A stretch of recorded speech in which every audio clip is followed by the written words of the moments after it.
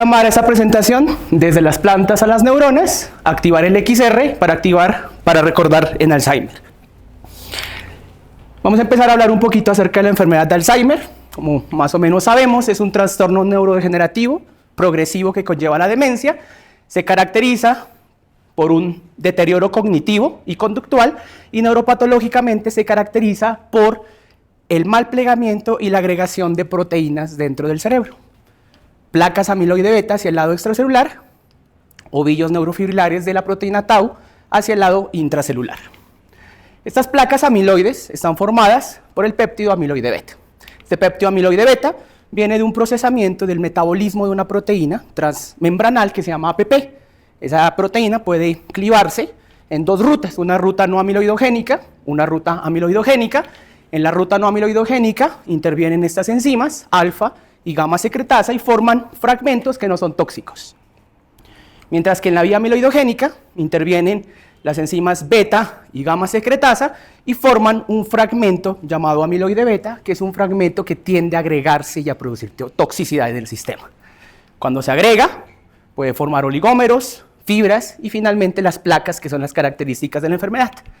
Debido a esta naturaleza de los oligómeros, que es una naturaleza pequeña, soluble, móvil, pues tienden a tener más toxicidad en el sistema. Toxicidad a nivel de las membranas, toxicidad a nivel de la sinapsis, toxicidad a nivel de otros órganos intracelulares y obviamente una activación del sistema linfático, del sistema inmunológico. Esa neurotoxicidad del péptido amiloide beta va a afectar a todos los sistemas, tanto neuronales como de otras células que se llaman glía. Esta interacción, como sabemos, el péptido amiloide beta está por fuera del sistema, está en el parénquima cerebral. Por lo tanto, tenemos que pensar que deben existir algún tipo de receptores en estas células para interactuar con ese péptido. Las neuronas y la glía tienen receptores. En el caso de las neuronas tenemos estos tres tipos de receptores: nicotínico, NMDA-AMPA y de la proteína priónica celular, los cuales al interactuar con el amiloide beta conllevan a una internalización de ese amiloide beta, un daño en los procesos de transmisión sináptica, que es fundamental para el buen funcionamiento cerebral, y una pérdida de la homeostasis del calcio. En el caso de la glía, tenemos estos otros receptores que cuando se activan conllevan a un desbalance en los procesos de flujo e influjo del amiloide beta, y una cosa interesante, activación de las células gliales en un proceso que denominamos neuroinflamación. ¿Listo? Todo esto en conjunto nos lleva a un desbalance del sistema y a una muerte de las neuronas. La otra característica importante son los ovillos neurofibrilares. Están conformados por tau hiperfosforilado. Tau es una proteína que se encuentra en nuestros microtúbulos. Los microtúbulos es el citoesqueleto de las células. Y ellas están ahí manteniendo la estabilidad de los microtúbulos. Sin embargo, cuando amiloide beta se empieza a acumular, produce un desbalance en estas células. Ese desbalance se relaciona principalmente con modulación de quinasas y fosfatasas que empiezan a hiperfosforilar tau de una manera agresiva. Esa hiperfosforilación de tau conlleva que tau, que está aquí en los microtúbulos, salga de los microtúbulos y se empiece a agregar, y los microtúbulos pierden su estabilidad. Eso tiene un efecto muy grande, principalmente a nivel de la pérdida de la estructura neuronal. Además de la pérdida de la estructura neuronal, también la pérdida del transporte a través de las neuronas. Estas dos características en conjunto me llevan a otra característica muy importante de la enfermedad, que es la neuroinflamación. Además de neuronas, en nuestros cerebros también existen otros tipos de células que se llaman microglía y astrocitos. La microglía es la defensa inmunológica. Los astrocitos son las células que mantienen la homeostasis neuronal, el soporte metabólico. Cuando ellos pueden detectar estos oligómeros de amiloide beta o de tau hiperfosforilado, también se activan. Y se activan para liberar elementos que lo que intentan hacer es contrarrestar el proceso dañino que están haciendo estos péptidos. Sin embargo, si eso es una activación crónica, producen un incremento de estos elementos proinflamatorios que va a afectar al sistema. Va a afectar principalmente a las neuronas y a la barrera hematoencefálica. ¿Cómo sabemos que estas células podrían estar en un proceso proinflamatorio? Porque existen ciertos marcadores celulares que se relacionan con procesos proinflamatorios. Por ejemplo, la microglía va a expresar IBA1 de una manera más fuerte, mientras que los astrocitos va a expresar GFAP de una manera mucho más fuerte, que son proteínas. Con todo esto, tenemos que pensar que esa acumulación del péptido amiloide beta pues es un problema muy grave para la patología. Y además, eso me explica los dos tipos de patologías de Alzheimer que tenemos.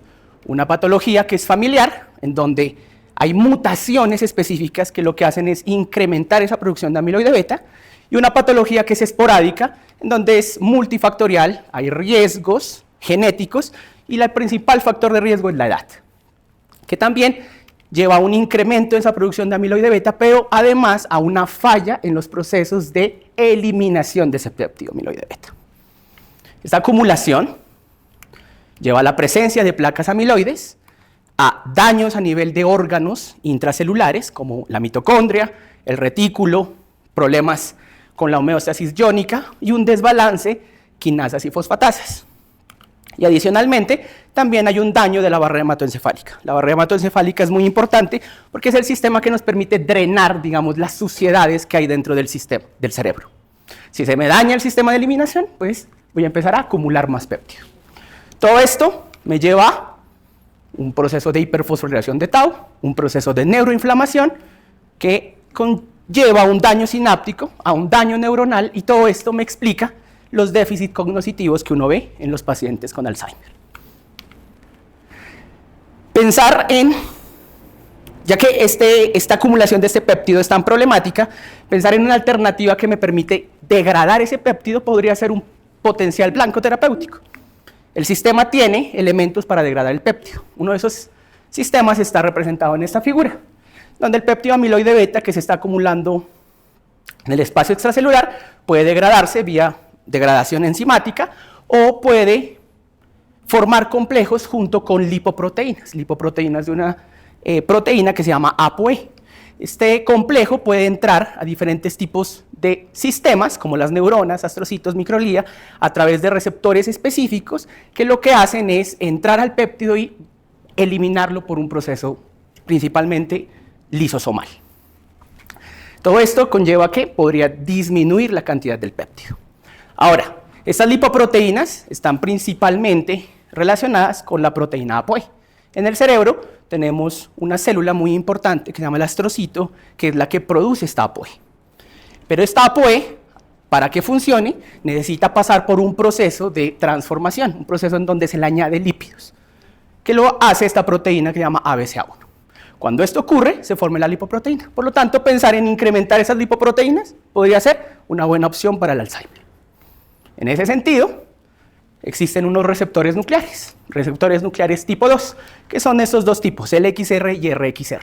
Ellos son factores de transcripción ligando dependientes, que generalmente están apagados, están unidos al DNA, pero apagados por un correpresor.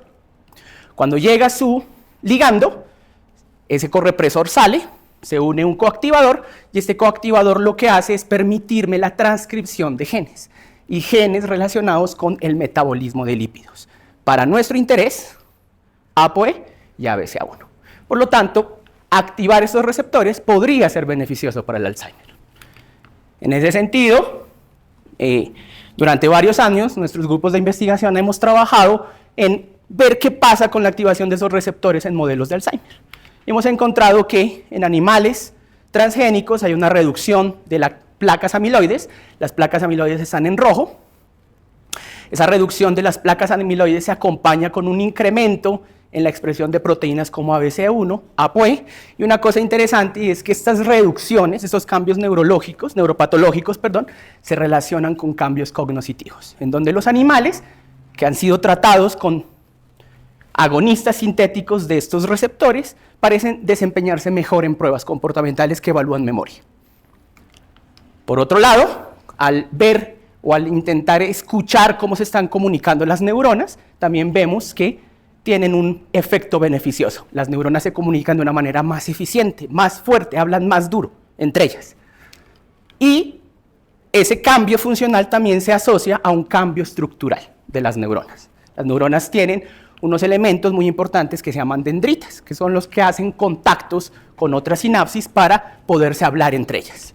El péptido amiloide beta, como se dan cuenta en esta imagen, deja una dendrita pelada, mientras que En el control hay una dendrita que tiene muchas más proyecciones, más contactos, pero al ponerlo junto con el agonista se recupera algo estructural. En eso hemos venido investigando. Sin embargo, estos agonistas tienen problemas secundarios relacionados principalmente con metabolismo de lípidos. Por lo tanto, decidimos intentar encontrar en nuestra naturaleza moléculas que imiten esa acción, moléculas que tengan un potencial acción agonista, el XR. Hemos evaluado muchos extractos vegetales, en este caso voy a traer de uno de ellos, que es muy prometedor, y aquí estamos una prueba para ver qué tanta actividad el XR tiene los extractos. En azul es la molécula agonista, tiene una alta actividad agonista. Y aquí en verde hay dos extractos. Vamos a ponerle especial interés a este extracto titulado como NR, donde podemos ver que la acción es semejante a la de GW. Por lo tanto, el extracto tiene esa potencial acción agonista del XR.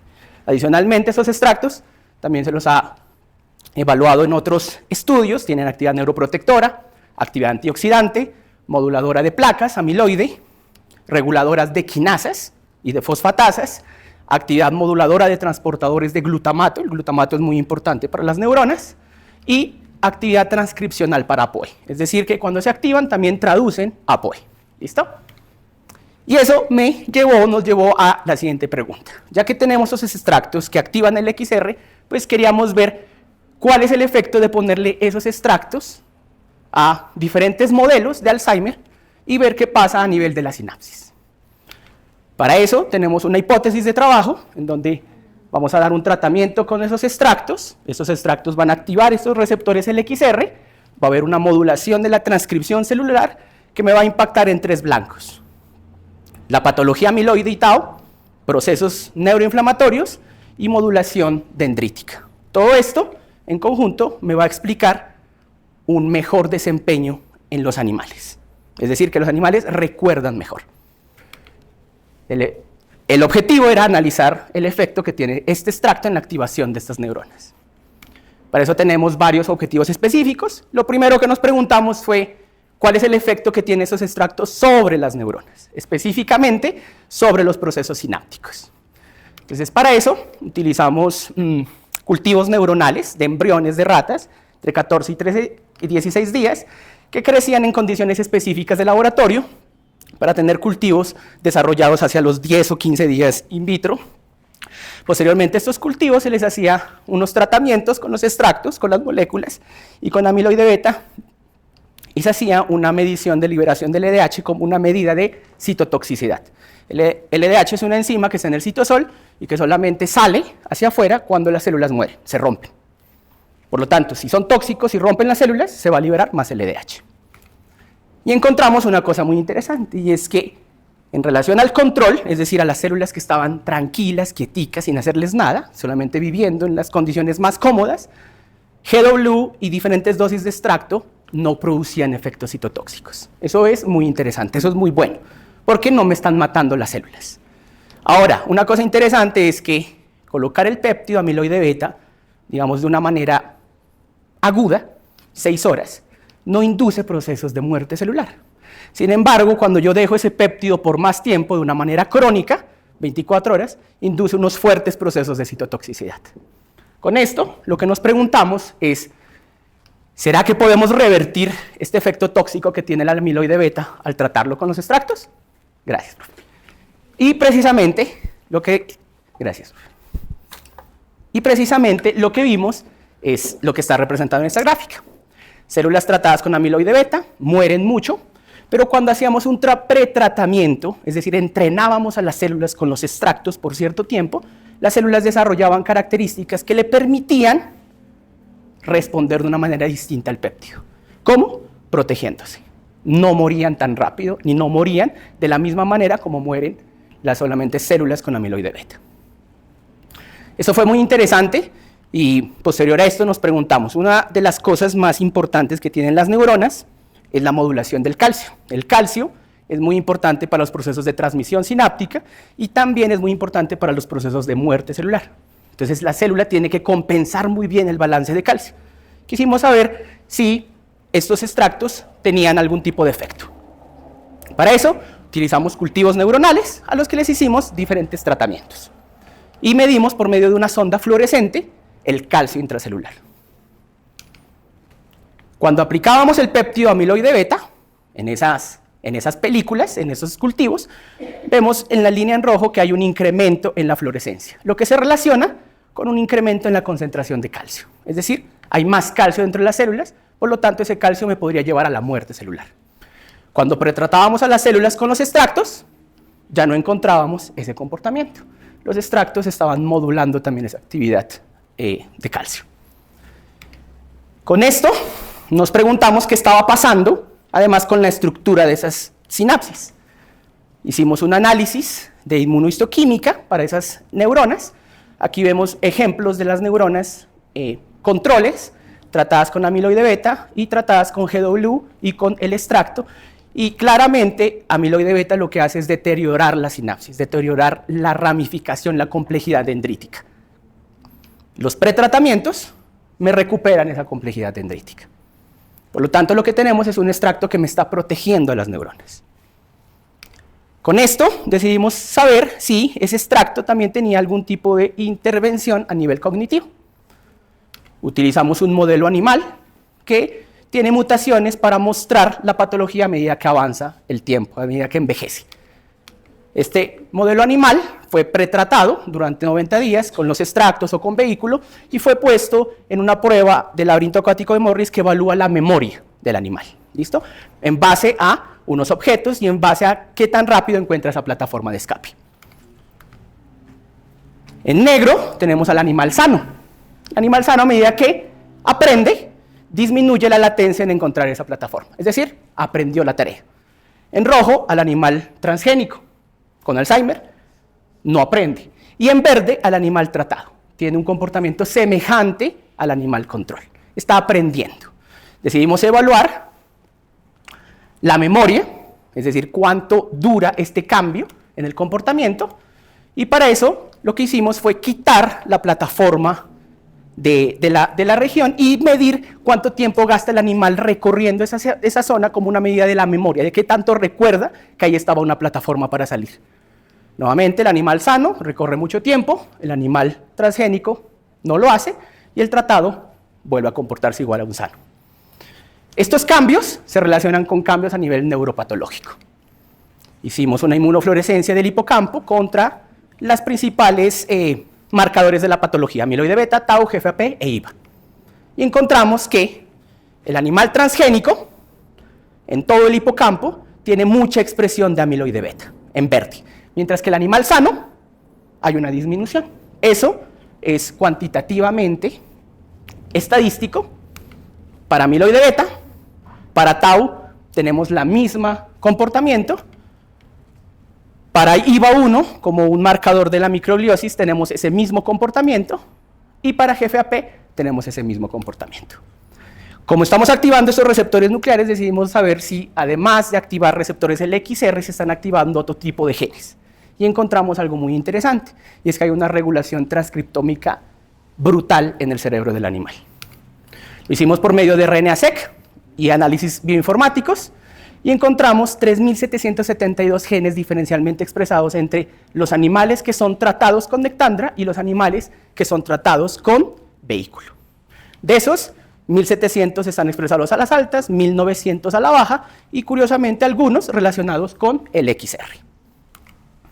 Al analizar esa cantidad de genes en qué procesos estaban involucrados, encontramos que están involucrados en transporte y en transcripción. Es decir, todos los genes que se están modulando están cambiando el perfil transcriptómico del cerebro. Y adicionalmente, ese perfil transcriptómico se relaciona con un cambio metabólico.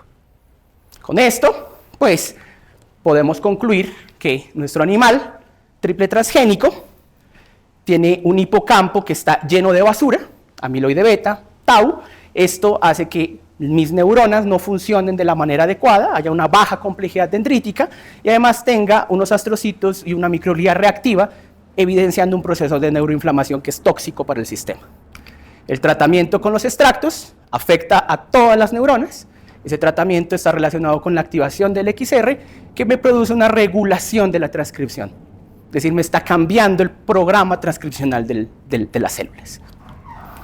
Ese cambio se relaciona con animales tratados con el extracto en donde hay disminución de la basura, unas mejores neuronas, con mejores conexiones, con más complejidad, y unos astrocitos y una microglía más homeostáticos, es decir, que están favoreciendo un ambiente adecuado para el cerebro. Obviamente nuestro trabajo tiene ciertas limitaciones. Una de las limitaciones es saber qué células y cómo se están afectando cada una de esas células. Y obviamente saber si bloqueando los LXR vamos a tener el mismo efecto o el efecto es distinto. Hay que hacer una validación funcional, es decir, qué tan funcionales siguen siendo esas neuronas. Sin embargo, si hay una mejora cognitiva, uno puede deducir o inferir que hay una mejora funcional. Y un último proceso que es un perfil de seguridad, en donde necesitamos hacer estudios toxicológicos reglamentarios, genotoxicidad, efectos hepáticos, metabolismo, cardiovasculares. ¿Para qué? Para darle un siguiente paso a la investigación. Ya dejar de utilizar modelos y utilizar un modelo más cercano a nosotros, un modelo clínico de nosotros, es decir, pasarlo a la clínica. Muchísimas gracias por su atención y abro el espacio para la discusión.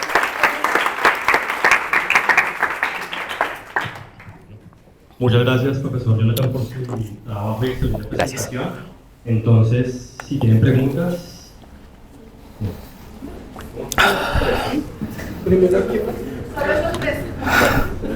Primero, muchísimas gracias, una explicación muy completa. Le voy a preguntar dos cosas que de pronto nos sirven para otros campos. Escuchándolo, uno siente o tiene la hipótesis que se necesita mucha creatividad para poder plantear ensayos nuevos. ¿Qué tan importante es la creatividad en este tipo de estudios? Y segundo, ¿qué tanto se necesita trabajar con otras disciplinas? O si ustedes son de los mismos profesionales los que se encierran en el laboratorio, o si de pronto tienen que interactuar con otros profesionales para obtener estos resultados tan buenos. Muchas gracias. Gracias, profe. Bueno, en relación a la primera pregunta, la creatividad es esencial.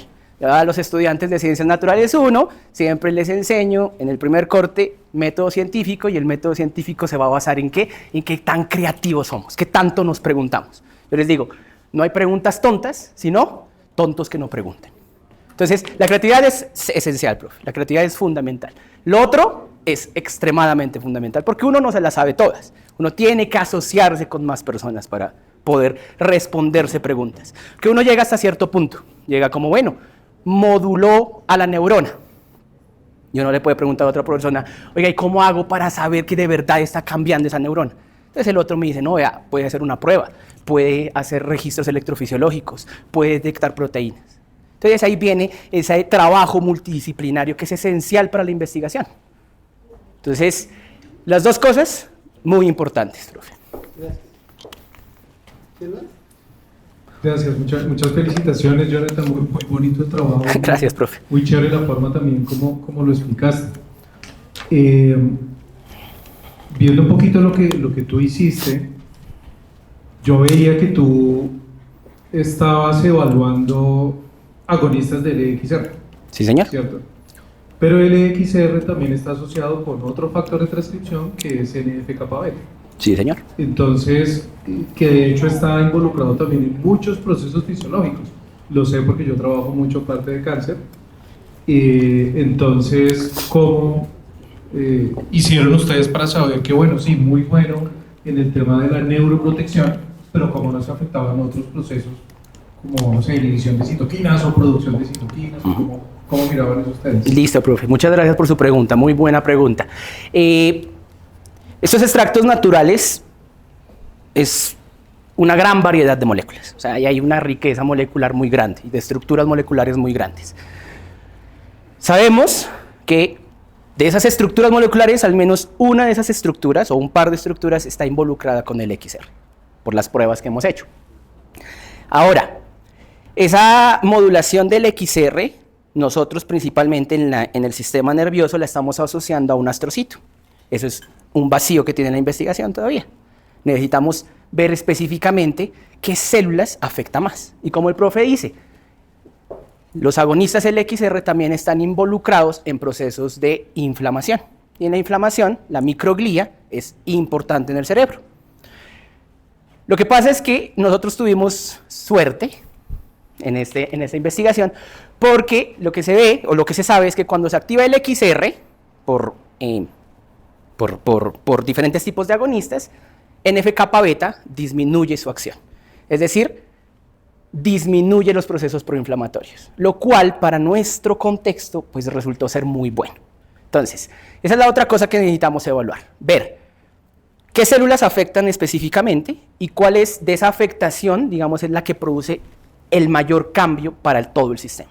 Lo que creemos es que ya no solamente se basa en la activación del XR por parte de los astrocitos y producción de APOE, sino que ya hay muchas más cosas implicadas, principalmente implicadas con el cambio en la modulación de la sinapsis. Las sinapsis son importantísimas para que el cerebro se comunique y para que el cerebro recuerde y para que el cerebro haga funciones cognitivas, digamos, de alta escala.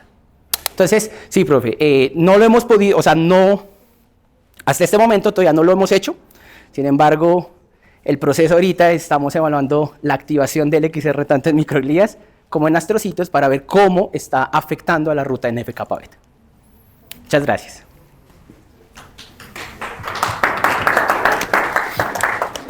Muchas gracias. No hay problema, profe. Yo no tengo problema, yo aquí me puedo quedar todo el día.